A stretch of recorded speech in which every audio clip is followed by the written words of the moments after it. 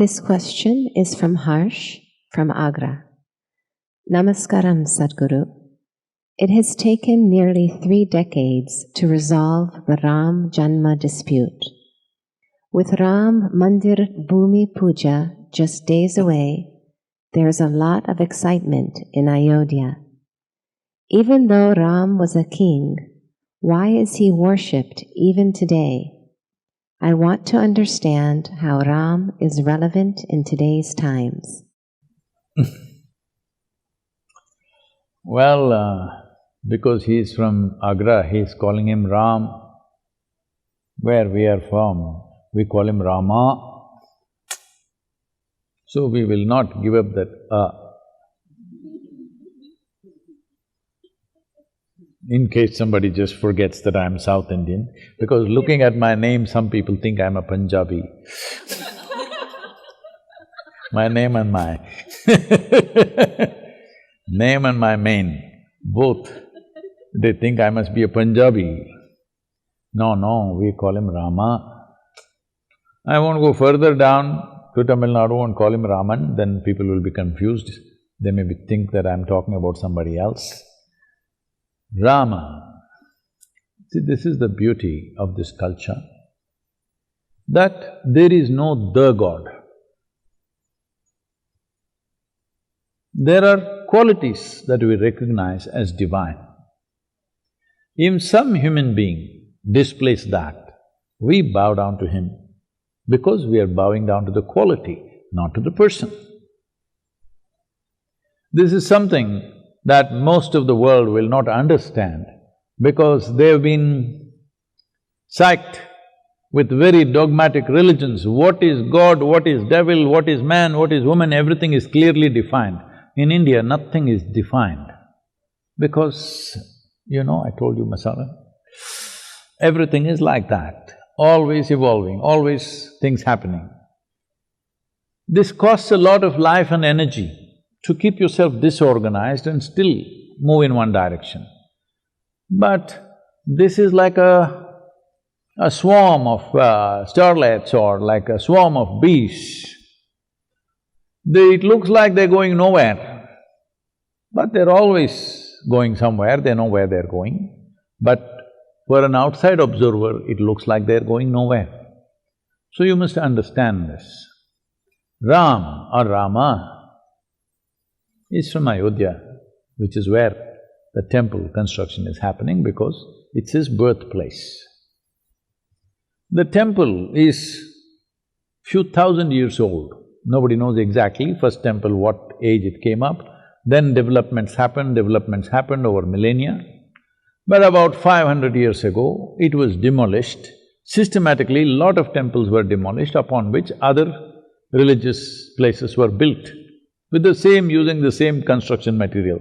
Pull down this and build something else out of it. So, Rama being an icon, you must understand, he is an icon, not a god. Because we did not call him a god, we called him Maryada Purush, Purushottam, that means an elevated man. The very word Purushottam means an elevated man. Rama is always referred to as Purushottama. That means among the men, he is above them because he is so elevated. What is so elevated about him? Well, he went through trials and tribulations, I will not go through the whole works, but series of disasters, serial disaster, his life. He loses his kingdom, loses his wife, has to fight a war, then comes back, again loses his wife, loses his children, almost killed his children, endless number of disasters. Through all this, he goes through peacefully, blissfully. Pain, but still blissful. On one level, on a personal level, he has much pain which he expresses, but he never allows that pain to make any decisions about anything that he is doing. Well, when a man acts like this, we say he is Purushottama, because he is… Uttama means an elevated one among the men. It's very important that he is a man. He was born in Ayodhya and died at a certain age and went through all this life, traveled through Indian geography, coming down to south and again going back to north. After having killed his adversary, a man who kidnapped his wife and was living and ruling wantonly, after killing him, he comes back and goes into a year of repentance. So his brother asks, "Are you crazy? This is the worst kind of guy. You had to kill him. And now you want to repent? What does it mean? Did we all do wrong?" So Rama said, "See, there are many negative things about this Ravana, but he was a great devotee and he was a great administrator of his kingdom. He exploited everybody else, for which I had to kill him. But he was a great devotee. For that I'm repenting, that I killed a devotee." Well, this man needs to be emulated, and it's very important that he is a man. If he becomes a god, you'll hang him on the wall and forget about him. Nobody tries to ever emulate a god, you must understand this. God means is beyond emulation. That is the idea of human mind. A man means, if he's doing really wonderful, naturally there is an aspiration in everybody, why can't I be like this? So it's extremely important that he is a man. He was a king, he lost his kingdom and again came back and walked away from all the wealth and pomp of his kingdom just because somebody else was upset. His stepmother was little upset and she was doing little kuchu-kuchu behind his back. She said, "If this is what you want, I will leave." Well, this man needs to be emulated. When people are hanging on to power like crazy today, no matter what, even if they lose the election, they don't want to go. At a time like this, emulating Rama is very, very, very important. So why is this temple important?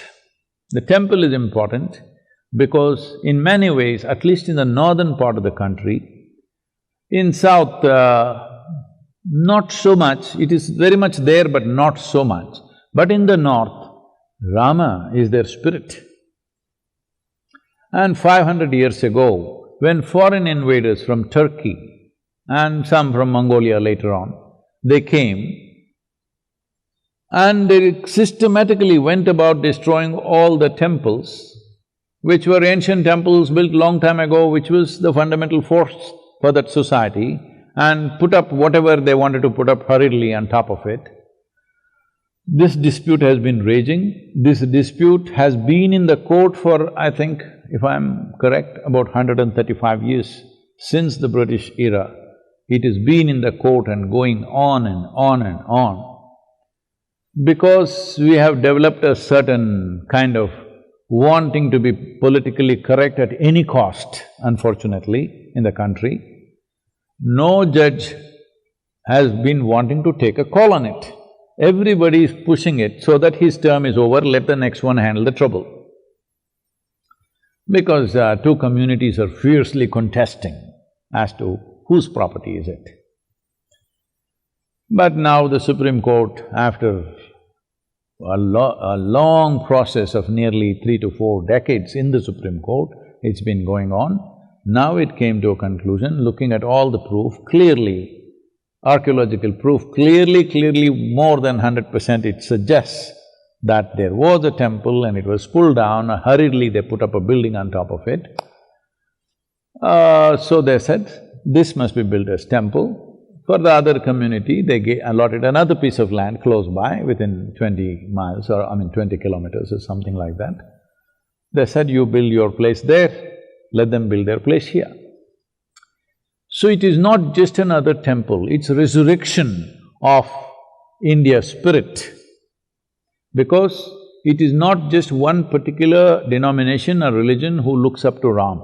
There's a whole lot of people, people who belong to other religions who also want to emulate him, who also eulogize him in many, many ways. So in many ways, Ramayana, the story of Ram has been so much a part of Indian ethos. So it is almost like a resurrection of a damaged national spirit. So, I think it's a good thing it's happening because otherwise unnecessary hatreds against other communities will continue. With this resolution, a whole lot of minds and hearts are cooler, which is a good thing for the future of the nation, and unnecessarily frictions going on endlessly between two communities. So, I think one major problem has been settled. So on 5th of August, they're laying the foundation stone and they're planning to build a grand temple, probably in record time, because in the last 25-30 years, I think, they have carved all the pillars, the columns, this, that, everything, whatever the stone part of the work, stonework part, has been all kept ready, stored somewhere else, and they will just have to assemble that. The rest of the structure should come up pretty fast. Hopefully, in 24 months or 30 months, this grand temple will be up. And because of the virus situation, they have sent out only 150 invites. Otherwise, probably 10 million people would be there, 10 to 12 million people would be there for this opening of the temple or even foundation laying, but only 150 invites are sent out. So, rest is being live telecast, people can see it on the television or maybe it's webcast, I don't know. So, I think it's a landmark in terms of resolving disputes which continue for a long time, unnecessarily festering in a society like a wound. I think it should cool down many people.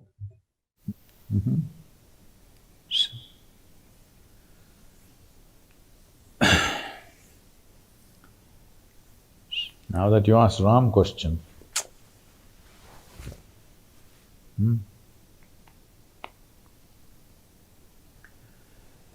Ye tirugananu dayachu chadava inavam shottama Rama. Ye tirugananu dayachu chadava inavam shottama Rama. Natarama bhava sagaramidhanu nalinadhalekshana Rama. Natarama bhava sagaramidhanu nalinadhalekshana Rama. Shri Raghunandana Sitaramana Stritha Poshaka Rama. Shri Raghunandana Sitaramana Stritha Poshaka Rama. Karunyalaya Bhaktavaradhaninu Kannadikanupurama. Karunyalaya Bhaktavaradhaninu Kannadikanupurama. Krurakarmamulu nerakachesiti Neramulenchakurama. Krurakarmamulu nerakachesiti Neramulenchakurama.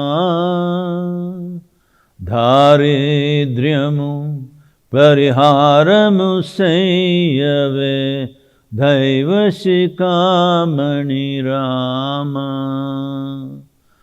Daridryamu pariharamu sayyave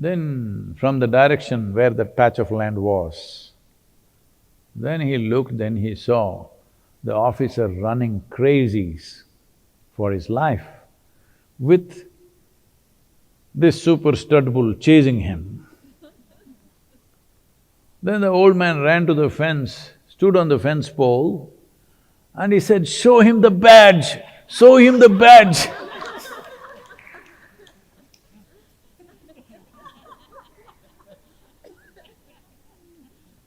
Please, don't flash your entitlements in the face of the virus. It's non-discriminatory.